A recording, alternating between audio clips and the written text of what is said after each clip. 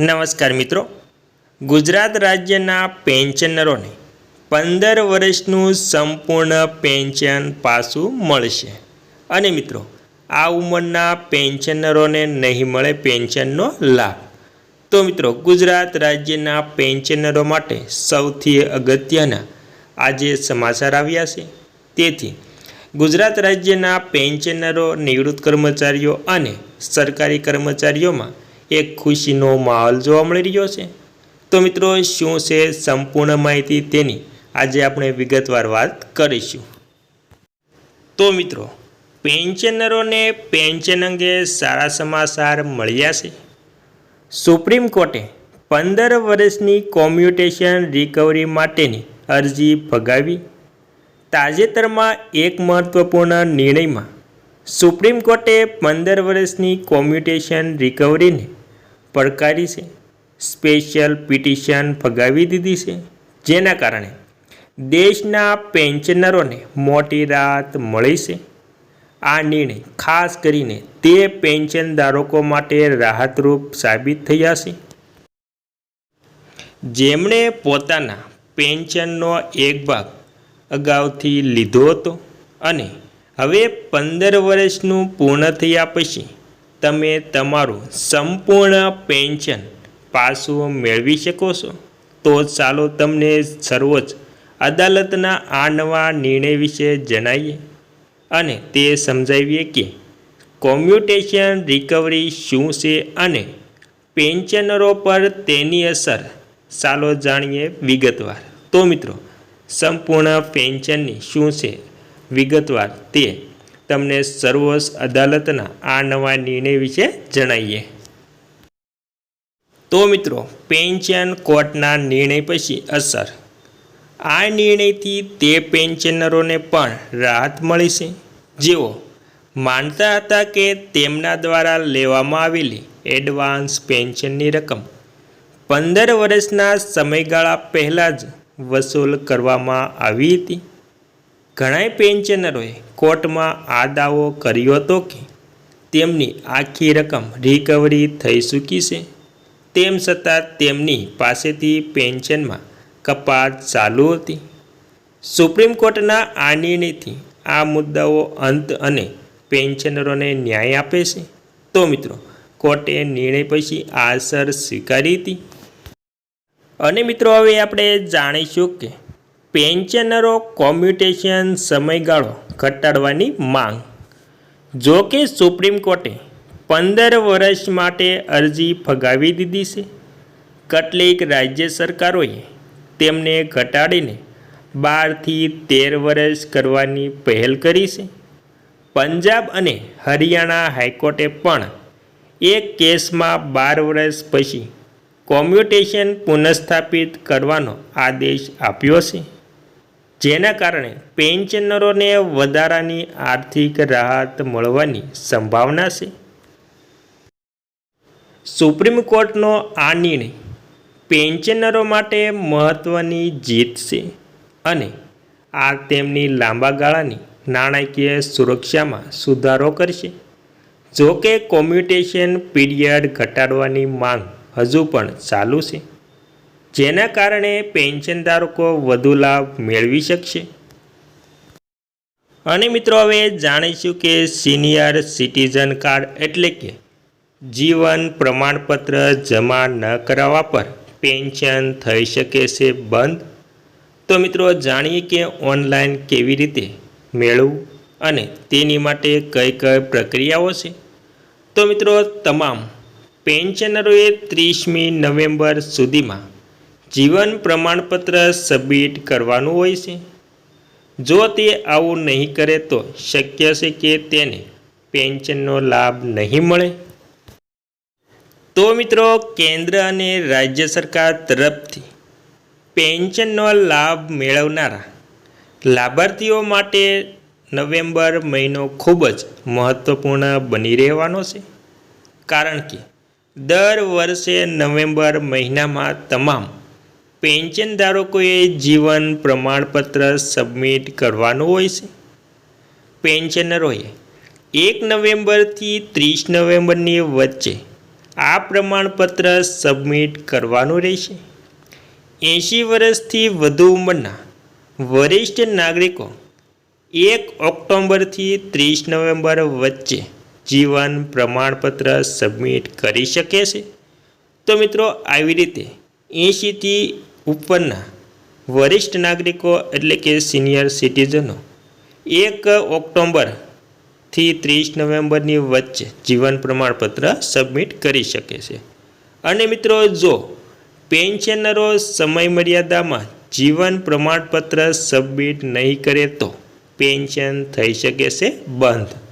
તો મિત્રો ખાસ જાણી લેજો કે જો પેન્શનરો સમયમર્યાદામાં જીવન પ્રમાણપત્ર એટલે કે સિનિયર સિટીઝન કાર્ડ સબમિટ નહીં કરે તો પેન્શન થઈ શકે છે બંધ. અને મિત્રો જીવન પ્રમાણપત્ર ઓનલાઈન અને ઓફલાઈન બંને રીતે સબમિટ કરી શકાય છે. ઓફલાઈન સબમિટ કરવા માટે તમામ પેન્શન ઓફિસ અથવા તો બેંક શાખામાં જવું પડશે. તે સમયે તમે પેન્શનર જીવન પ્રમાણ પોર્ટલની મુલાકાત લઈને આ પ્રમાણપત્ર ઓનલાઈન પણ સબમિટ કરી શકો છો. અને મિત્રો અમે તમને જણાવશું કે તમે કેવી રીતે જીવન પ્રમાણપત્ર ઓનલાઈન સબમિટ કરાવી શકો છો. તો મિત્રો જાણીએ તો જીવન પ્રમાણપત્ર ઓનલાઈન કેવી રીતે સબમિટ કરવું. તો મિત્રો પેન્શનરો ખાસ જાણી લેજો. પેન્શનરો પહેલાં પેન્શન જીવન પ્રમાણપત્ર પોર્ટલ પર જવું પડશે અને જીવન પ્રમાણપત્ર અપલોડ કરવું પડશે. અને બીજું છે એપ્લિકેશન ખોલ્યા પછી આધાર નંબર, પીપીઓ નંબર, ચેક ખાતું, બેંકના નામ દાખલ કરો. કોઈ પણ એક ઓનલાઈન નંબરથી વિગતો આપો. આ પછી ગેટ ઓટીપી પર ક્લિક કરો. હવે ઓટીપી દાખલ કરો. આ પછી નામ અને ઈમેલ આઈડી નાખો. પછી સ્કેન ફિંગર પર ક્લિક કરીને ફિંગરપ્રિન્ટ સ્કેન કરો. તમે ફિંગરપ્રિન્ટ સ્કેન બદલે આઈ સ્કેન પણ કરી શકો છો. હવે સ્માર્ટફોનમાં ડિવાઇસ રજિસ્ટ્રેશન મેસેજ દેખાશે. આની નીચે લખેલ ઓકે પર ક્લિક કરો અને ત્યારબાદ હવે પ્રમાણીકરણ અને પ્રમાણપત્ર જનરેટ થશે. આ પછી તમારો આધાર નંબર અને રજિસ્ટર મોબાઈલ નંબર ફરીથી દાખલ કરો.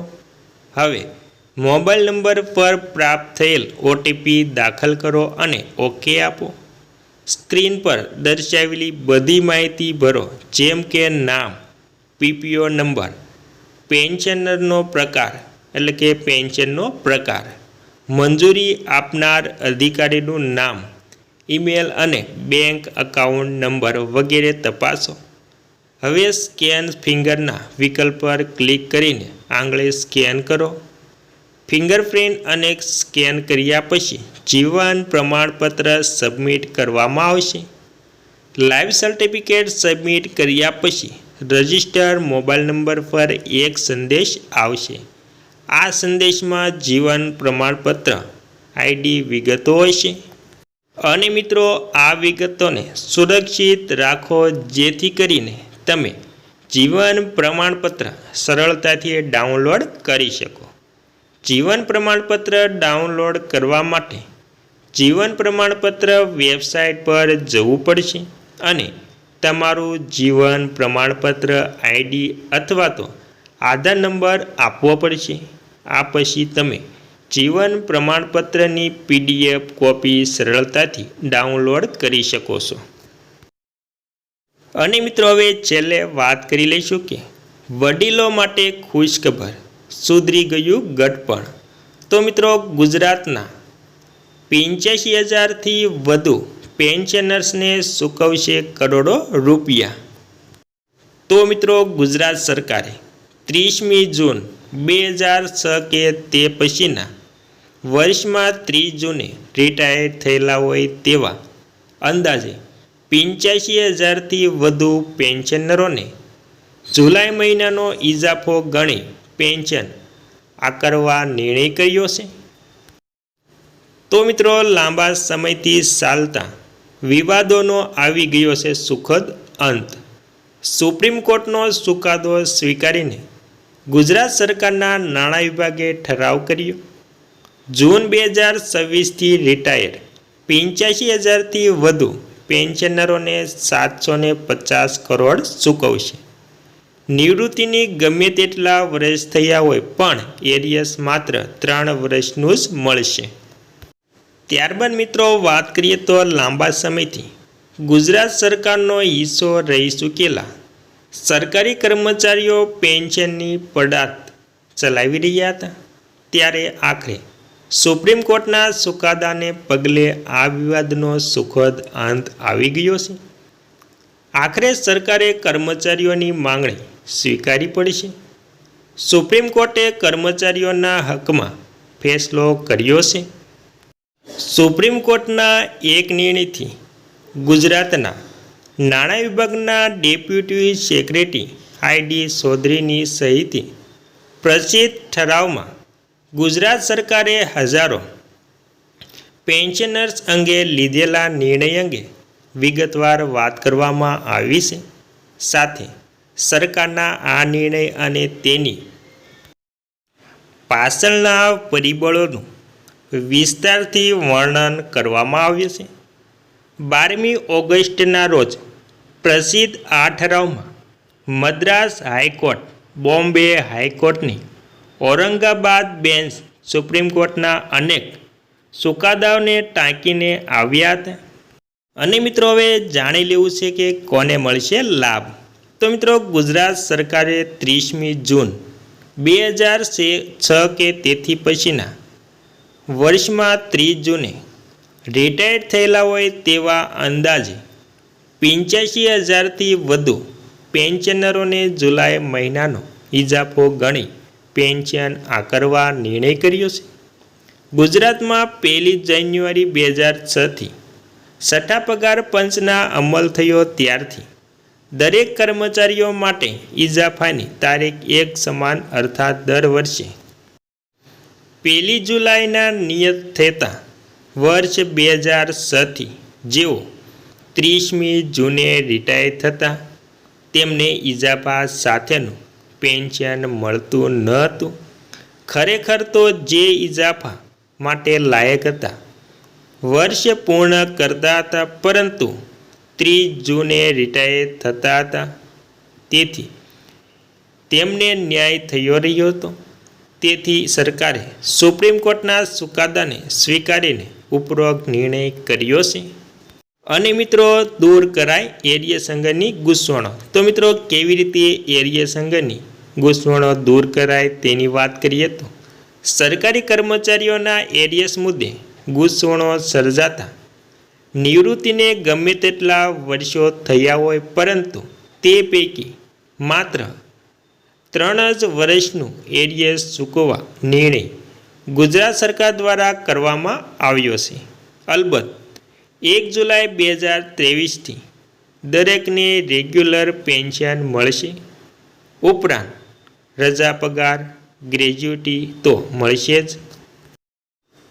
તો મિત્રો આ નિર્ણયથી સરકારી તિજોરી પર અંદાજે રૂપિયા 750 કરોડનું ભારણ આવશે. જો કે વર્ષોથી જેમને ન્યાય મળ્યો નહોતો તેમને ન્યાય મળ્યો છે. તો મિત્રો આ હતા તમામ પેન્શનરો, નિવૃત્ત કર્મચારીઓ, સરકારી કર્મચારીઓ માટે ખૂબ જ ઉપયોગી સમાચાર. તો મિત્રો આવી જ માહિતી માટે તમે આપણી ચેનલને સબસ્ક્રાઈબ કરી લેજો, કેમ કે એવી કોઈ પણ નવી અપડેટ આવે તે નોટિફિકેશન સૌથી પહેલાં તમને મળી જાય. અને મિત્રો વિડીયો ગેમ હોય તો એક લાઈક જરૂરથી કરી દેજો. જય હિન્દ, જય ભારત. Thank you friend.